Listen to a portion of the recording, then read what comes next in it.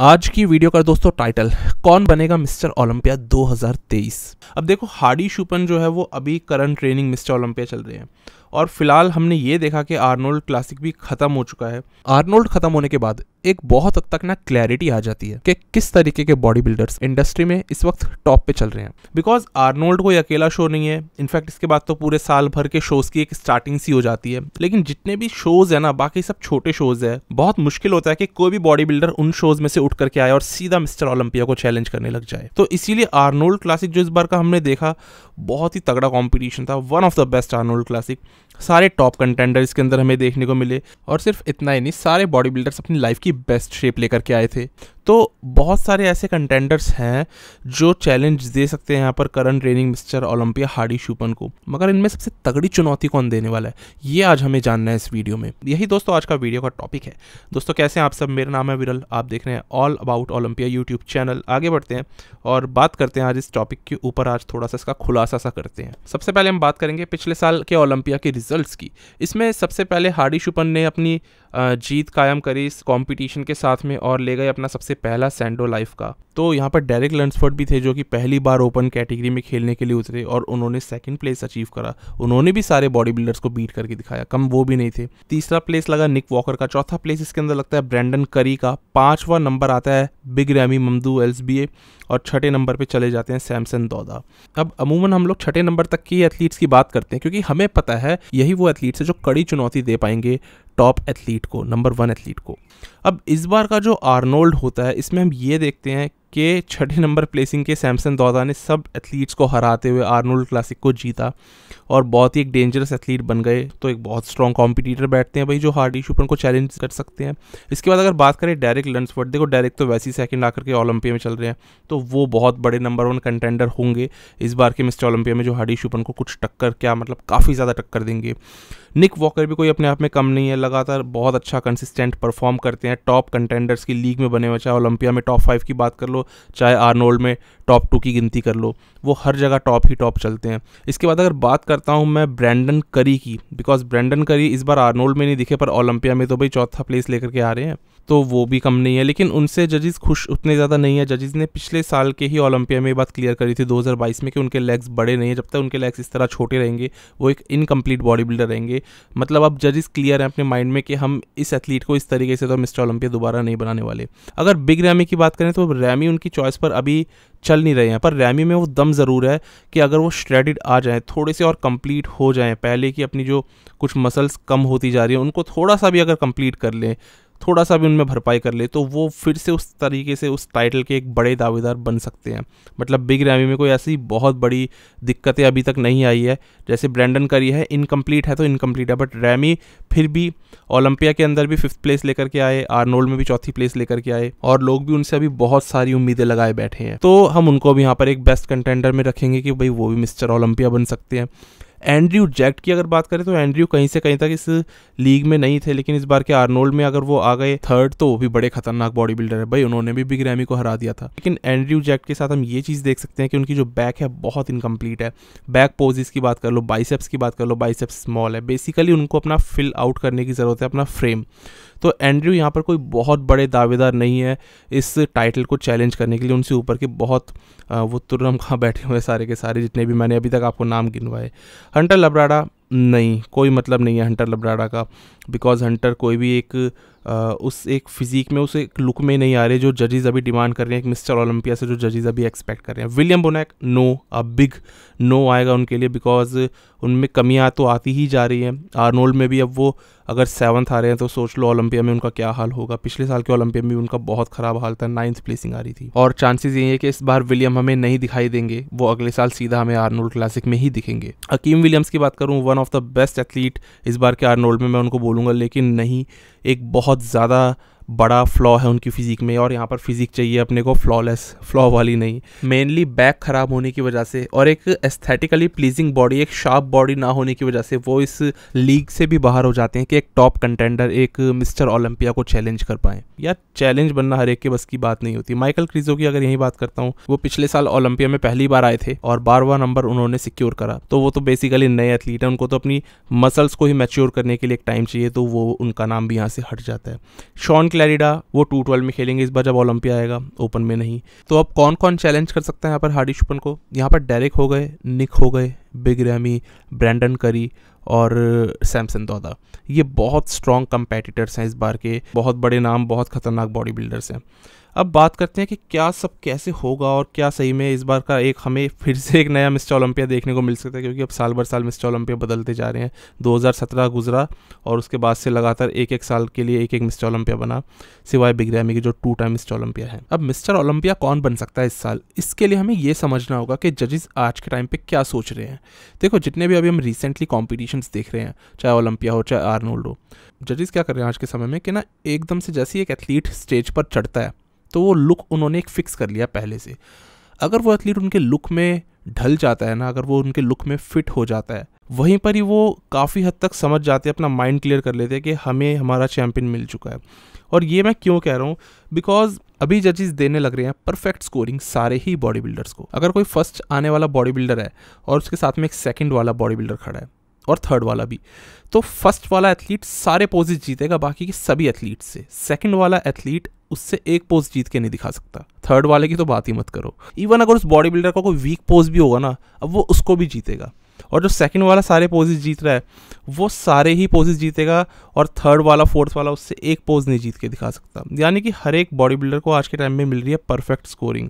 तो अभी ऐसा हो रहा है, आर्नोल्ड में ऐसा हुआ, 2021 के यामामोटो न्यूट्रिशन कप में ऐसा हुआ, और जितने भी छोटे प्रो शोज है ना उनमें तो ऐसा बहुत हो रहा है। ओलंपिया को थोड़ा छोड़ देते हैं ये लोग, और अगर पैनल पे 3 जजेस बैठे हो जो छोटे प्रो शोज में होता है तो सबका दिमाग एक जैसा चलता है, सबकी स्कोरिंग एक जैसी जाती है फॉर सम रीजन। तो ये हो रहा है अभी, इसलिए जजिंग की स्कोरिंग को समझना बड़ा टफ है। आप कितना मर्जी दिमाग लगा लो, आखिर में आप हारोगे, और कितना मर्जी आप प्रेडिक्शन कर लो, आप नहीं समझ सकते कौन विजेता बनने वाला है, क्योंकि जजेस को पता है कि इस साल उनकी प्रेफरेंस किस चीज़ की रहने वाली है, और वो जज भी एक ही होते हैं। फॉर एग्जांपल स्टीव वाइनबर्गर जो हेड जज है, ज़्यादातर सारे ही IFBB के कॉम्पिटिशन्स को लीड करते हैं इंक्लूडिंग ओलंपिया।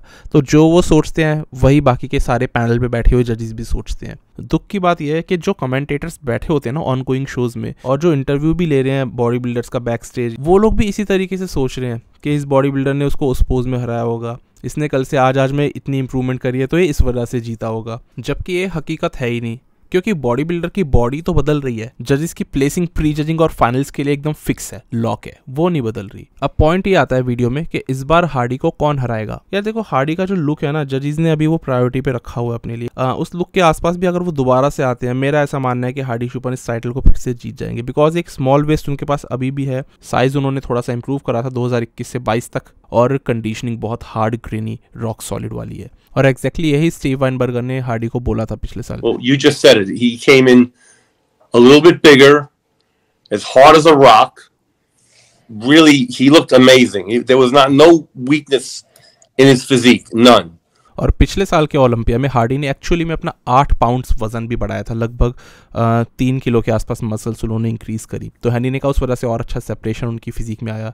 लेग्स हार्डी शुपन के वापस काफ़ी ज़्यादा आ गए, क्योंकि 2021 में उनके लेग्स डाउन थे। हो सकता है फोटोज़ में देख के आपको नहीं लग रहा हो, लेकिन कई सारी फोटोज़ और वीडियोज़ देखने के बाद हमें एक क्लैरिटी आती है।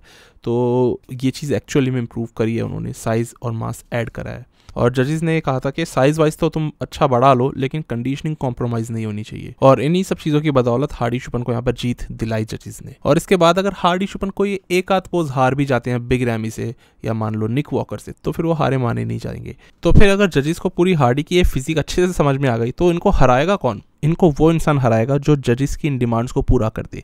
यानी कि एक फ्रीक फैक्टर उसमें होना चाहिए, एक स्मॉल वेस्ट जरूर होनी चाहिए, कंडीशनिंग उतनी ग्रेनी ना भी हो तो भी चलेगा, उतनी हार्ड ना भी हो तो भी चलेगा, लेकिन एक स्ट्रक्चर उनको जरूर चाहिए, क्लासिक फिजिक टाइप स्ट्रक्चर, जिसमें कि अच्छी राउंडनेस 3Dनेस भी प्रेजेंट हो। तो इस वक्त पे जो सबसे ज्यादा इंप्रूवमेंट्स इस चीज के अंदर कर रहे हैं वो है सैमसन दौदा। निक वॉकर क्यों बात कर रही है बार बार कि मुझे अपनी वेस्ट स्ट्रीमलाइन करनी है, क्यों हंटर लब्राडा वैक्यूम करने लग गए हैं, कोई तो रीज़न है। अब सैमसन पर आए उससे पहले हम लोग आएंगे डेरेक पे, क्योंकि डेरेक ज़्यादा डिजर्विंग अभी तक के चैंपियन हैं और ज़्यादा ऊपर के एथलीट अपने आप को साबित कर चुके हैं, और उनमें भी ये चीज़ दिखेगी, एक बहुत बढ़िया क्लासिक स्ट्रक्चर, एक बेहतरीन वी टेपर। तो डेरेक हारे कहाँ, किस पोज में हारे? ऐसा नहीं हो रहा। जजेस ने भी ये बात क्लियर कर दी है कि हम जब एक कंपेटिटर को पहली निगाह में देखते हैं तो हमारे वो दिमाग में उतर जाता है, और फिर हम उसको एक अलग से उसको मार्क कर लेते हैं, और टॉप 6 कंपेटिटर्स को हम इसी तरीके से मार्क करते हैं। When they all came out and we were looking, I always tick off like the top 6 guys, and he was the first one I ticked off on my sheet. Like, oh my God, this guy's ready today, and he was. I mean, at first glance, I thought, wow. तो जैसे इन्होंने Hardy को देखते क्या बोला, wow, first glans में मुझे वो पसंद आ गए। इस तरह ये लोग चुनाव कर रहे हैं एथलीट्स का। डेरेक की बात इन्होंने बताई, जब स्टीव ने डेरेक के अंदर फिजिक में कमी बताई, बोला कि इनकी चेस्ट थिकनेस और मांग रही है, वो हमें चाहिए। इनके फ्रंट एंड में जो लेग्स आ रहे हैं, मतलब फ्रंट से जो क्वाड्स है, उसमें हमें और ज़्यादा साइज़ चाहिए, और इनके ओवरऑल आर्म्स में और ज़्यादा ग्रोथ चाहिए। ये उनका कहना है। अब वो ये नहीं कह रहे कि किस पोज में डायरेक्ट पिछली बार हार्डी से हार गए, वो ये नहीं कह रहे कि हार्डी ने किन किन पोजेज में बाकी सब कंपेटिटर्स को हराया। उन्होंने ये बताया कि इस एथलीट को ये चीज़ें इंप्रूव करनी है, और फिर अगर हमारी निगाह में उतर गया, फर्स्ट ग्लैंस में हमारे उतर गया, ये पहली निगाह में ही देखते, तो हम इसको भी चैंपियन बना देंगे। तो जजेस इस तरीके से सोच रहे हैं। और सबसे आगे इन लोगों में चलते हैं हैनी रम्बाउड, जो सबसे पहले आगे बढ़ करके जजेस का ये फीडबैक लेते हैं और अपने एथलीट्स में उसी हिसाब से सुधार करते हैं। तो देखते हैं इस बार डायरेक्ट क्या करेंगे, और हार्डी को काफ़ी टफ वो चैलेंज देंगे। इसके बाद अगला एथलीट निक वॉकर। इवन तो अगर आप निक को और डायरेक्ट को देखो, निक में ज़्यादा एक बॉडी बिल्डर टाइप आपको फिजिक दिखेगी, और एक आपको मसल्स में एक थिकनेस भी दिखेगी, पर स्ट्रक्चर डिसएडवांटेज आज उनको काफ़ी बड़ा होते हुए नज़र आ रहा है। इस वजह से उनको यहाँ पर थर्ड डाला गया, इस वजह से आर्नोल्ड में भी हार गए। तो है, जजेस की प्रायोरिटीज़ काफ़ी अब क्लियर हैं, उनको क्या चाहिए एथलीट्स अब समझने भी लग गए। अब बॉडी में एक जो हार्डनेस है, जैसे कि स्टीव ने हार्डी के लिए बोला कि एकदम सॉलिड हार्ड बॉडी, निक की क्या है कि लोअर बॉडी तो हार्ड है, पर अपर बॉडी बहुत जगह पे सॉफ्ट दिखती है। साइड चेस्ट में आपको कभी उनकी चेस्ट में एक थिकनेस, एक स्ट्राइशन नहीं दिखने वाले। बैक डबल में उनकी फिजिक में थिकनेस ही नहीं है बैक के अंदर। बैक लेग स्प्रेड में बैक बहुत लैगिंग लगती है, ट्रैप्स बड़े ही हल्के हैं इनके, 3Dनेस नाम की चीज़ नहीं आ पाती। तो वो थिकनेस जब बढ़ेगी तो बैक लेग स्प्रेड पोज भी और बेहतर होगा। और स्ट्रक्चर खासतौर से वही जो आउटर स्वीप लेग्स का और लैट्स, यही चीज़ें आपको एक्स फ्रेम देने वाली है। निक में अभी वो कम है कहीं ना कहीं, और तो वेस्ट को बहुत वो टाइट करते जा रहे हैं, पर इससे ज़्यादा टाइट अब क्या होगी। एक एथलीट जो मिस्टर ओलंपिया होता है ना, उसका हर एक पोज खतरनाक होता है। एटलीस्ट इतना तो होता है कि बहुत अच्छा बोलो आप उसको, पर निक के बहुत सारे पोजेज ऐसे हैं जो कि आप बहुत अच्छा नहीं बोलने वाले।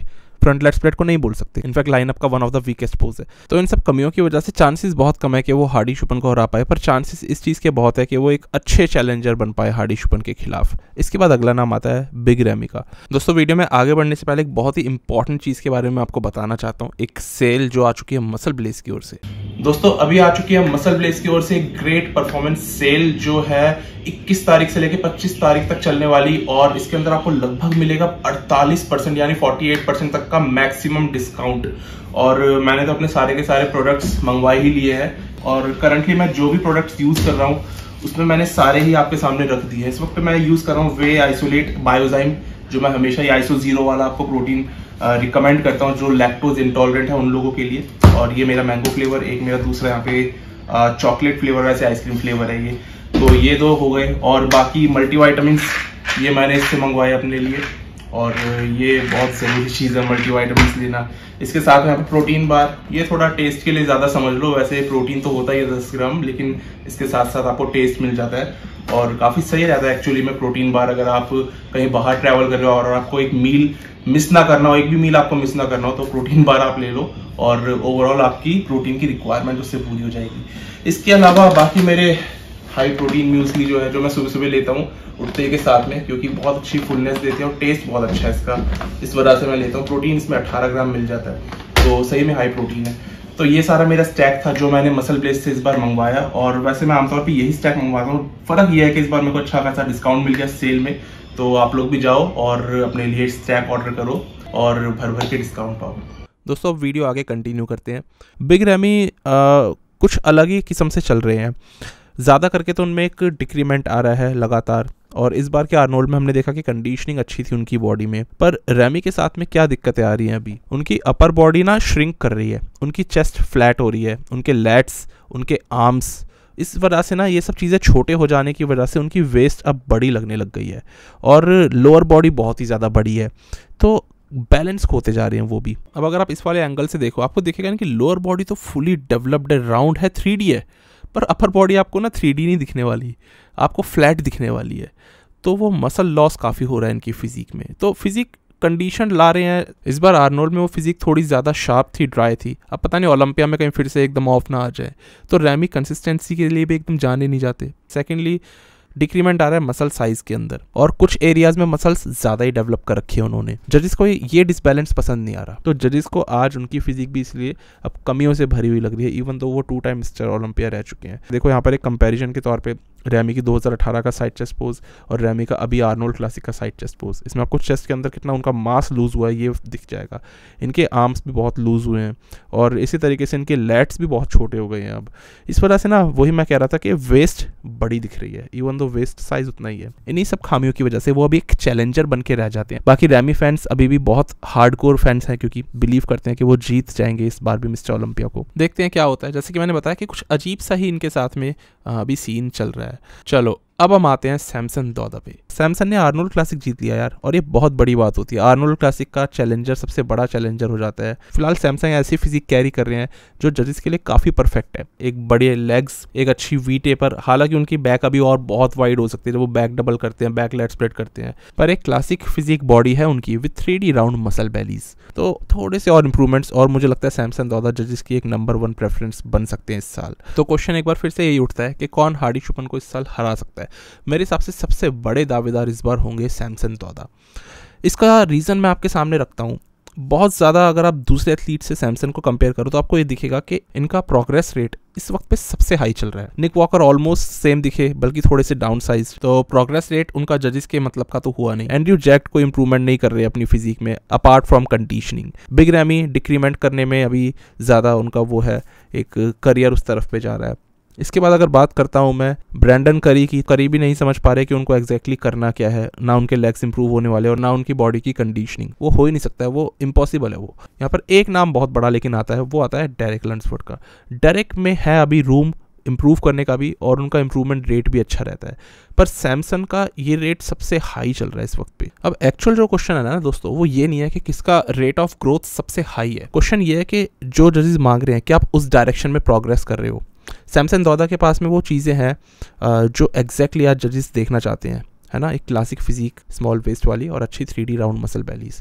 सैमसन ने जो प्रोग्रेस करी अपनी ओलंपिया से आर्नोल्ड तक की, जो उन्होंने प्रोग्रेस दिखाई, उस बेस पे उन्होंने बाकी के अपने ऊपर के सारे एथलीट्स को हरा दिया और आर्नोल्ड क्लासिक का टाइटल जीत लिया। इसका मतलब जो प्रोग्रेस वो कर रहे हैं एग्जैक्टली वो कर रहे हैं जो आज जजेस चाहते हैं। उनको वो गेम समझ में आ रही है, अभी तक तो आ रही है। तो प्रोग्रेस भी वो करनी ज़रूरी है जो कि गेम की डिमांड है, या फिर सॉरी बोलूँ तो जजेस की डिमांड है। ये वाली चीज़ है जो आज आपको चैंपियन बनाएगी, और सिर्फ यही वाली चीज़ मायने रखती है। हार्डी शुपन ने कोई बहुत मासिव प्रोग्रेस कभी भी नहीं करे, पर जो फीडबैक उनको मिला था ना 2021 में, उस पर उन्होंने काम करवाया उनके कोच ने, और सेम वही चीज़ें करते ही वो एकदम चैंपियन बन गए। डेरेक को जो चीज़ें दी हैं जजेस ने, मैंने जैसे कि वीडियो की इनिशियल स्टार्टिंग में बताया था, चेस्ट पे, शोल्डर्स पे, आर्म्स पे या फिर फ्रंट लेग्स पे काम करने की, जजेस ने क्लियर बता दिया ये सब करना है तुम्हें। क्योंकि अभी अगर आप देखोगे ना, डेरेक के लेग्स बड़े तो ज़रूर दिखते हैं ऑफ सीजन में, पर जब सैमसन दौदा, हार्डी शुपन जैसे एथलीट्स के साथ खड़े होंगे तो वही लेग्स आपको थोड़े कम डोमिनेटिंग लगेंगे। तो ये चीज़ें आपको सुननी पड़ेंगी। जजेस ने बोला है तो आपको मानना पड़ेगा। पब्लिक को खुश नहीं करना, ना क्रिटिक को खुश, तो उन्हीं लोगों को करना है जो 5-6 लोग आपके सामने बैठे हैं। ये रियलिटी है। अनफॉर्चुनेटली बिग रैमी ओलंपिया के बाद इस चीज़ को समझ ही नहीं पाए थे कि वो हारे तो क्यों हारे। वो एक 2 टाइम मिस्टर ओलंपिया थे और उनको यही नहीं पता कि उनके हारने का रीज़न क्या था। चैड निकोल्स को भी ये चीज़ नहीं पता, तो फिर आप प्रोग्रेस करोगे कहाँ। इसलिए मैंने कहा कि सैमसन दौदा बहुत डेंजरस है, डेरेक लंसफोर्ड बहुत डेंजरस है, और निक वॉकर इन दोनों से ज़्यादा डेंजरस अभी नहीं है due to structure reason. Hardy शुपन अगेन वो भी बहुत डेंजरस है। अब इसका क्या मतलब है कि बहुत डेंजरस है? आई थिंक वो तो सबसे डेंजरस है, तभी तो मिस्टर ओलंपिया है।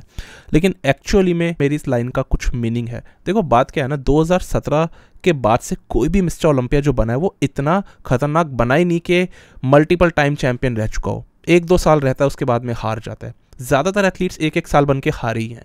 तो कोई भी बहुत डेंजरस नहीं है, सबसे ज़्यादा डेंजरस नहीं है। कोई एथलीट ऐसा नहीं है कि एक लंबे मार्जिन से बाकी के एथलीट्स को पिछाड़ता हुआ चल रहा हो, 7 टाइम 8 टाइम मिस्टर ओलंपियास की तरह। यहाँ पर एथलीट्स आज बहुत ही कॉम्पिटिटिव हैं और सब एक दूसरे के आसपास ही है। इसलिए मैंने हार्डी शुपन को मोस्ट डेंजरस नहीं कहा, ये बोला कि बहुत डेंजरस है। एक्चुअली में उनको अभी अपने आप को साबित करना पड़ेगा। कम से कम एक एथलीट कहा यह जाता है साबित अपने आप को तब करता है एक अच्छा मिस्टर ओलंपिया, जब वो 3 टाइटल्स को जीत ले बैक टू बैक। तो मेरे हिसाब से हार्डी जब अभी 2 टाइटल्स लगातार जीत जाएंगे ना, तब ये अपनी डोमिनेंस साबित करेंगे। फिलहाल इस बार मुझे लगता है सैमसन दौदा बहुत ज़्यादा खतरनाक बैठने वाले हैं और वो बनेंगे हार्डी शुपन का एक जवाब। यहाँ पर दोस्तों मैं इस वीडियो में कहना चाहता था, और मुझे लगता है सैमसन कहीं ना कहीं इस बार डेरेक से भी ज़्यादा खतरनाक बैठेंगे। सवाल ये उठता है कि क्या अभी वाला सैमसन दौदा का वर्जन हार्डी शुपन डेरेक लंसफोर्ड को हरा सकता है? नहीं, मुझे लगता है हार्डी को तो नहीं हरा पाएंगे वो, पर अगर इम्प्रूवमेंट इसी तरीके से करते चले जाएंगे तो बहुत ज़्यादा डेंजरस एथलीट वो बन जाएंगे, और जो मैंने बात बोली आई थिंक वो चीज़ें होते हुए देखने को मिलेंगी। तो ये मेरी एनालिसिस थी, ऐसा मेरा सोचना था। जितनी मैंने इसमें बात बताई उसी डायरेक्शन में प्रोग्रेस करनी चाहिए जहाँ पर जजेस चाहते हैं। क्या आप इस बात से सहमत हो? सबसे ज़्यादा इस वक्त पे प्रोग्रेस रेट किस एथलीट का आपको नज़र आता है? मुझे बताना ज़रूर। आपके दिमाग में कोई और एथलीट अगर है जिसका आपको लगता है कि नहीं वो ज़्यादा खतरनाक है और हार्डी शुपन को हराने का दम रखता है, ज़रूर लिखना। फिलहाल के लिए दोस्तों इस वीडियो में इतना ही था, मिलते हैं नए वीडियो में एक नए टॉपिक के साथ। तब तक के लिए स्टे ट्यून्ड, गुड बाय, शुक्रिया।